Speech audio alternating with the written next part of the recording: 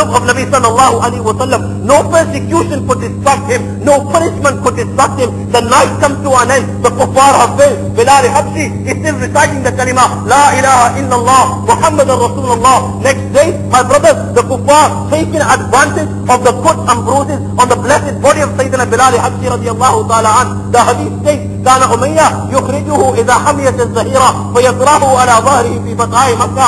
His master taking advantage of the cuts and bruises on the blessed body of Bilal. He would carry Bilal Habshi radiallahu ta'ala anhu and he would throw him in the scorching heat of Arabia, and he would throw him on his back in the burning sun of Makkah. He would get a great stone and he would place it on his chest so that Bilal Habshi keeps on burning in the hot sun, in the scorching heat. And he would say to him, لا تزال هكذا حتى تموت أو تكفر بمحمد وتعبد اللات والعزى. For Bilal, you will remain like this. For Bilal, I will keep on persecuting in this manner. I will keep on punishing you in this manner till you leave the deen of Muhammad sallallahu alaihi wasallam, till you forsake the deen and begin to worship the idols of Lat and Uzza. Every limb of Sayyidina Bilal Habshi would answer, La ilaha illallah, Muhammad Rasulullah. There is no God worthy of worship, and Muhammad is the messenger unto Allah. My brothers, his master Umayyah cannot believe what he is seeing. He cannot believe what he is hearing. He cannot believe what he is hearing. Why is this youngster not leaving the deen of Muhammad sallallahu alaihi wasallam? Why is this youngster not leaving the deen of Islam? Why is it that this torture is having no effect on him? Why is it that this punishment is having no effect on him? Why is it that this youngster is not feeling pain? We are persecuting him. We are punishing him. We are whipping him. He is covered with blood, but he is not feeling pain. Why is it?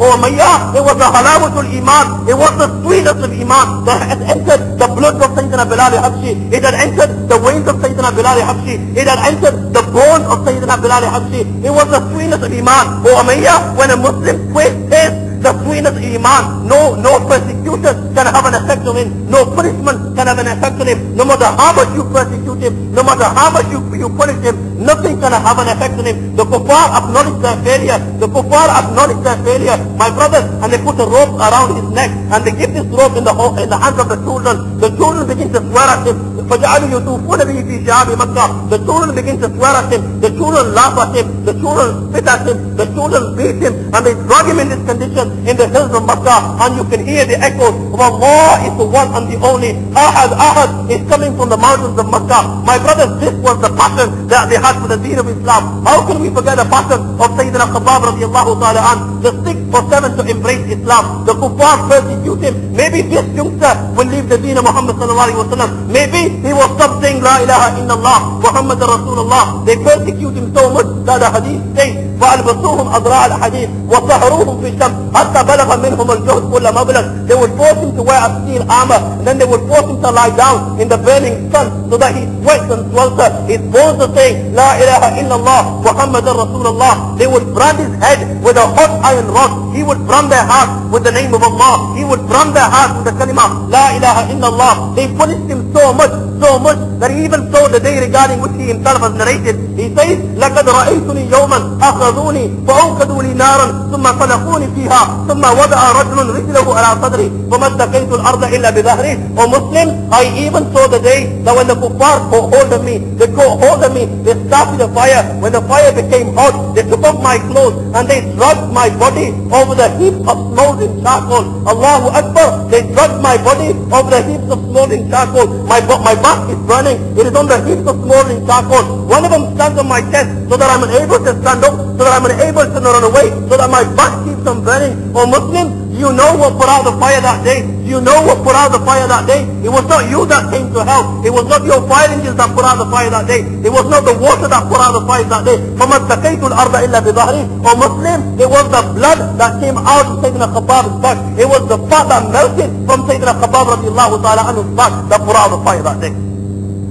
How can we forget the passion of Sayyidina Zubair radiallahu ta'ala an? He was younger than you. He was younger than me. He was an 8-year-old child when he embraced Islam. His uncle would roll him in a mat, roll him up in a mat, and he would hang the mat along with him. So that then he would start a fire beneath, so that his child is unable to breathe. My brothers, he would come to him in this situation, and he would say to him, return to kufr, leave the deen of Muhammad sallallahu alaihi wasallam. The child is in pain. The child cannot breathe. He is only an 8-year-old child. He is finding it difficult to breathe. My brothers, his uncle is taking advantage of this situation. He is forcing him to leave the deen of Muhammad sallallahu alaihi wasallam. The child is like as if he is choking. He cannot even breathe. But you can hear the broken words of La ilaha illallah Muhammad Rasulullah.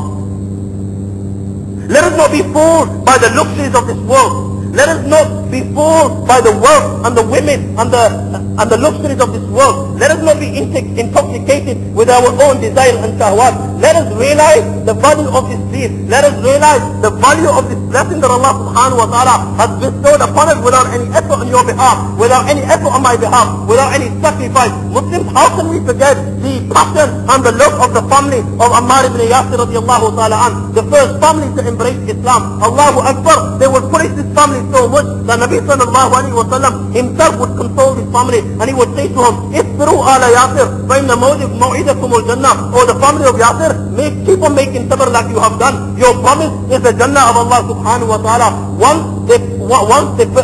they threw their son Ammar in the fire, thinking now that his parents Yasir and Sumayya would leave the deen of Muhammad sallallahu alaihi wasallam. When they saw their child suffer, but the deen of Islam had entered their heart, it was flowing in their veins. They replied, La ilaha illallah Muhammad Rasulullah. You can kill our son, but we will not leave the deen of Muhammad sallallahu alaihi wasallam. It was only the dua of our Nabi sallallahu alaihi wasallam, Ya nar kuni bardu wa salaman ala Ammar kama kunti ala Ibrahim, that the fire became cold and peaceful upon Ammar like it came cold and peaceful upon Sayyidina Ibrahim alayhi salatu wasalam. Once they punished this child so much that he was forced to make a good mention of their God, he comes crying to Rasulullah, Ya Rasulullah, Shadun Ya Rasulullah sallallahu alayhi wa sallam, Wallahi ma turiktu hatta niltu min, wa zakartu aliyakum biqair. Ya Rasulullah sallallahu alayhi wa sallam, I have betrayed the deen of Islam. O Nabi sallallahu alayhi wa sallam, they persecuted me so much that I was forced to make a good mention of their God. Nabi sallallahu alayhi wa sallam turns around to this child and asks, فَكِيفَ تَجِدُ قَلْبًا? Tell me, how is your heart? He replies, مُطْمَئِنٌ بِالْإِيمَانِ. Ya Rasulullah, there is no fear of my heart. My heart is full of iman. Nabi sallallahu alayhi wa sallam says, وَمَا, do not worry. فَإِنْ عَادُوا فَعُدْ. If they persecute you